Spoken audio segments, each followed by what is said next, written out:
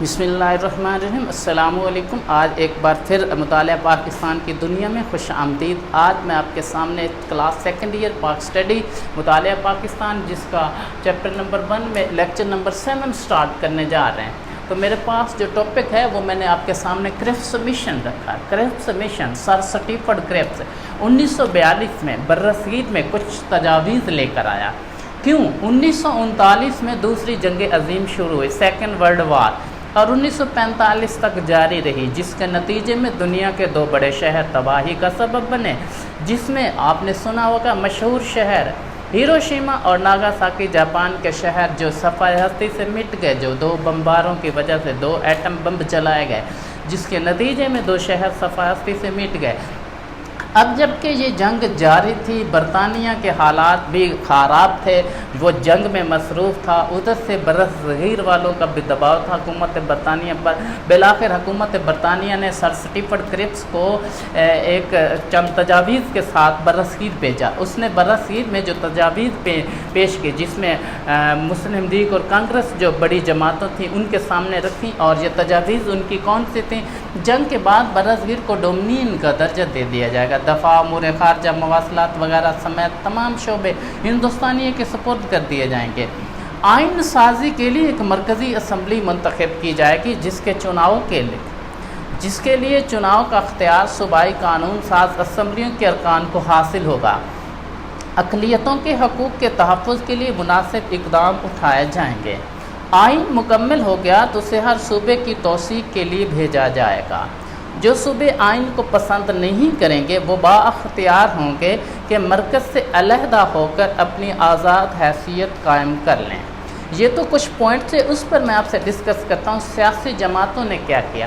جب یہ پوائنٹس مسلم لیگ کے سامنے آئے اور کانگریس کے سامنے آئے، بالآخر دونوں نے کیا کیا کہ مسلمانوں کا بھی براہ راست اس میں کوئی ذکر نہیں تھا کہ جس میں پاکستان کی تشکیل ہو، جبکہ دوسری طرف ہندوستان جو والے ہیں وہ یہ نہیں چاہتے تھے کہ آئین مکمل ہوگا، اس کے بعد صوبوں کی توثیق کے لیے بھیجا جائے گا، مرکز سے وہ علیحدہ اپنی آزاد ریاست جو ہے یہاں پر کہ برصغیر میں جو صوبے پسند نہیں کرتے وہ علیحدہ آزاد حیثیت اختیار کر سکتے ہیں۔ تو ایسی صورت میں کانگریس نہیں چاہتی تھی کہ کوئی صوبہ بھی سیپریٹ ہو، علیحدہ ہو، جبکہ مسلمانوں نے اس لیے ریجیکٹ کیا کہ پاکستان کا کوئی واضح ذکر نہیں تھا، اگرچہ اس میں اشارہ موجود تھا کہ صوبے علیحدہ ہو سکتے ہیں، لیکن براہ راست پاکستان کے جو ہے آزادی کا کوئی ذکر نہیں تھا۔ اس لیے قائد اعظم نے اپنی مجلس شورا کے ساتھ مشاورت کرنے کے بعد اس کو ریجیکٹ کر دیا، جبکہ دوسری طرف کانگریس نے بھی اسے ریجیکٹ اس لیے کیا کہ اس میں اس شک کو ختم کر دینا چاہیے، صوبے آزادانہ طور پر نہ ہوں۔ لیکن کرفٹس کے سامنے جب یہ پیش ہوا تو بالآخر جب دونوں سیاسی جماعتوں نے اس پر رضامندی نہیں کی، اپنے اپنے موقف ان کے تھے، جس سے یہ کرفٹس مشن بھی بالآخر ناکامی سے دوچار ہوا۔ اب ہمارے سامنے جو کچھ ٹاپک میں آپ کے سامنے شملہ کانفرنس رکھتا ہوں 1945 میں۔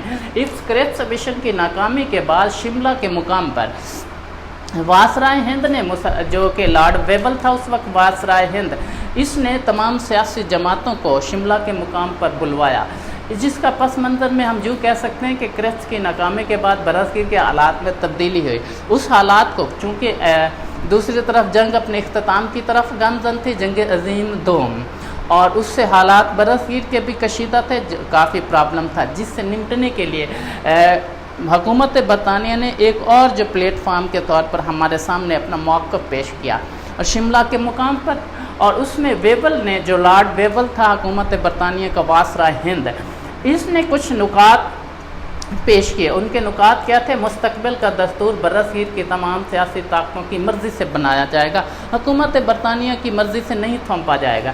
گورنر جنرل کی انتظامی کونسل بنائی جائے گی، اور کونسل میں برصغیر کی سیاسی قوتوں کے نمائندے شریک کیے جائیں گے۔ ان میں 6 ہندو شامل ہوں گے، جبکہ 5 مسلمان ہوں گے۔ گورنر جنرل اپنی انتظامی کونسل کی صدارت کرے گا، اور کمانڈر ان چیف کے علاوہ دوسرے تمام ارکان کونسل کا تعلق برصغیر سے ہوگا، یعنی کہ سارے ارکان برصغیر سے ہوں گے۔ گورنر جنرل اور کمانڈر ان چیف یہ 2 حکومت برطانیہ کی طرف سے ہوں گے۔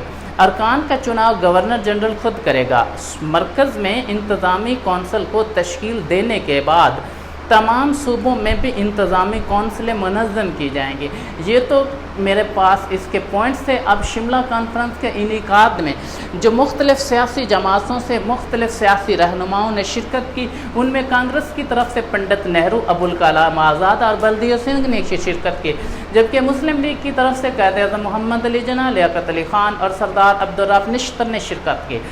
اور اس کے بعد تمام صوبوں کے وزرائے اعلیٰ، جتنے بھی صوبے تھے برصغیر کے، ہر صوبے کا وزیر اعلیٰ بھی اس میں شریک تھا۔ اس کے علاوہ یونینس پارٹی کے ارکان اور دیگر پارٹیوں کے بھی نمائندے شریک کیے گئے۔ اب ان سب نے جب ان پوائنٹ پر نظر ثانی کی، دیکھا، اس آبزرو کیا، مشاہدہ کرنے کے بعد شملہ کانفرنس بالآخر ناکام ہوئی۔ اور ناکام کیوں ہوئی اس کی وجوہات میں آپ کے سامنے رکھتا ہوں۔ جو مین 6 ہندو تھے اور 5 مسلمان۔ کانگریس چاہتی تھی کہ 6 ہندو تو وہ اپنی پارٹی کی طرف سے منتخب کرے گی، جبکہ جو 5 مسلمان نامزد کرنے تھے ان میں سے 4 مسلم لیگ نامزد کرے اور کانگریس کو 1 مسلم سیٹ بھی ملے 5واں نمبر، جس پر وہ اپنی پارٹی سے ابوالکلام آزاد کا تقرر کرنا چاہتے تھے۔ جبکہ قائد اعظم کا موقف یہ تھا کہ تمام 5 کے 5 جو مسلم ممبر ہیں وہ مسلم لیگ ہی نامزد کرے گی، کیونکہ مسلم لیگ سیاسی پارٹی سب سے بڑی ہے جو برصغیر کے مسلمانوں کی، اس لیے مسلم لیگ کو ہی یہ حق حاصل ہے کہ وہ 5 مسلمان ممبر کو نامزد کرے۔ اس لحاظ سے نہ تو کانگریس راضی ہوئی کہ 5 مسلم ممبر کو مسلم لیگ نامزد کرے، اور نہ قائد اعظم راضی ہوا کہ 5واں مسلم ممبر جو ابوالکلام آزاد، جو کہ مسلمان تھا لیکن کانگریس کا لیڈر تھا، اس وجہ سے انہیں اپنی پارٹی میں اپنے رکن کے طور پر بطور مسلمان ہونے کی حیثیت سے شامل نہیں کیا۔ تو ایک تو یہ پرابلم تھا جس کی وجہ سے یہ ناکامی کی طرف دوچار ہوئی۔ دوسرا یہ تھا کہ انگریز نے جو واسطہ لارڈ ویول نے یہ موقف اختیار کیا کہ آپ ابوالکلام آزاد کو اگر کانگریس تقرر کرنا چاہتی تو اپنے 6 ہندوؤں میں سے 1 مسلم کو لے لے، 5 ہندو کو لے لے گی، یعنی کہ 6 انہوں نے نامزد کرنے ہیں۔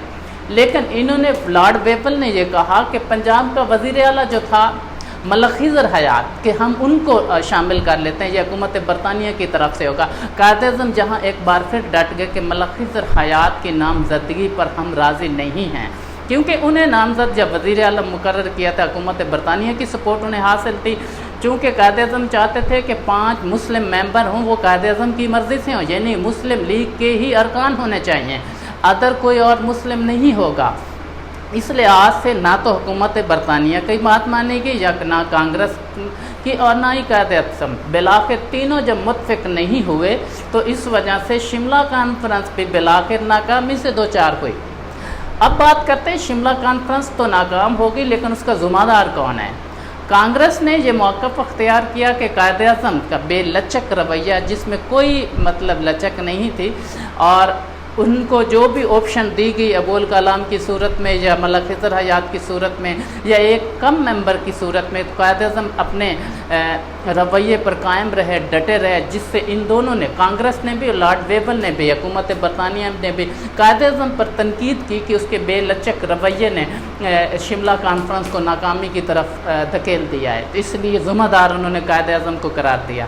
اور چونکہ قائد اعظم رائٹ پر تھے، اس کے بعد نیکسٹ ایئر جو 1945 کے دسمبر میں اور فیبرری 1946 میں برصغیر میں عام انتخابات ہوئے، جنرل الیکشن۔ یہ ایک اور ٹاپک میرے پاس ہے۔ 1945 اور 46 میں مرکزی اسمبلی کا 1945 میں الیکشن ہوا اور صوبائی اسمبلی کا 1946 میں الیکشن ہوئے۔ یہاں پر بات کرتا چلتا ہوں کہ شملہ کانفرنس کی ناکامی کی وجہ سے جو مرکزی اسمبلی کے 1945 میں الیکشن ہوئے، مسلم لیگ کو جداگانہ حیثیت سے 30 ممبر ملے، اور ان 30 کے 30 سیٹوں پر مسلمانوں کے، یعنی کہ مسلم لیگ کے ممبر جو ہیں وہ جیت گئے۔ یوں 100% کامیابی مسلم لیگ کو ملی، جس سے شملہ کانفرنس ناکام ہوئی ہے، کرپس مشن ناکام ہوا ہے، جو تمام پرابلم تھے جس سے قائد اعظم نمٹ رہے تھے، یہاں پر مسلمانوں کو کامیابی ہوئی، اور ہم نے پوری دنیا کو بھی بتا دیا کہ مسلمان مسلم لیگ کے ساتھ ہیں، اس لیے اگر کوئی بھی نامزد کرنا تو مسلم لیگ کے ارکان ہی کریں گے۔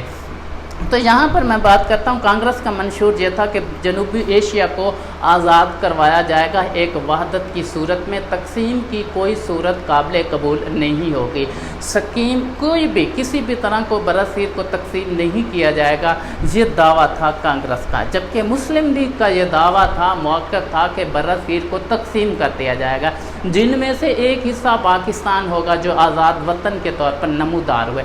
دونوں کے موقف سیپریٹ تھے، یعنی کہ برصغیر کو تقسیم نہ ہونے دینا یہ کانگریس، اور برصغیر کو تقسیم کر دینا یہ مسلم لیگ کا موقف تھا۔ اور قائد اعظم نے کہا اگر جہاں پر مسلمان مسلم لیگ کا ساتھ نہیں دیتے الیکشن میں تو کسی صورت میں بھی پاکستان کی بات میں بات نہیں کی جائے گی، تو یہ آخری چانس ہے برصغیر کے مسلمانوں کا۔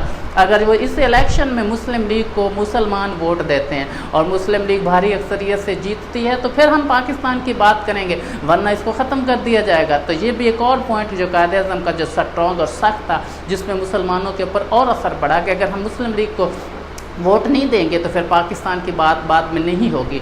تو اس وجہ سے دونوں کے موقف علیحدہ تھے۔ انتخابی مہم میں بھی انہوں نے اسی طرح چلائی جو کانگریس کے منشور میں شامل تھی، اور مسلم لیگ نے اپنے منشور میں جو باتیں کی، اور گلی گلی ہر جگہ پہ مسلم لیگ کی ٹولیاں پہنچے، اور کانگریس نے اپنے ساتھ تمام دیگر پارٹیوں کو بھی شامل کیا، اور مسلم پارٹیوں کو بھی ہم نے، جس میں احرار ہے، مجلس علماء ہے، کچھ ایسی اور سیاسی پارٹیاں تھیں جن کو بھی اپنے ساتھ شامل کیے، کئی مسلمان لیڈر بھی کانگریس کے میں شامل تھے، لیکن مسلم لیگ نے اکیلے تمام سیاسی پارٹیوں کا ڈٹ کر مقابلہ کیا، اور انتخابات کے نتائج میں جو ہے 30 مرکزی اسمبلی کی سیٹیں ساری کی ساری حاصل کی، اور صوبائی اسمبلی کی بھی واضح نشستیں حاصل کر کے حکومت برطانیہ پوری دنیا کے سامنے یہ اپنا موقف پیش کیا کہ مسلمان مسلم لیگ کے ساتھ ہیں، اور اس کا مقصد کیا ہے کہ پاکستان کو حصول اور برصغیر کی تقسیم، جس میں ہم بالآخر کامیاب ہوئے۔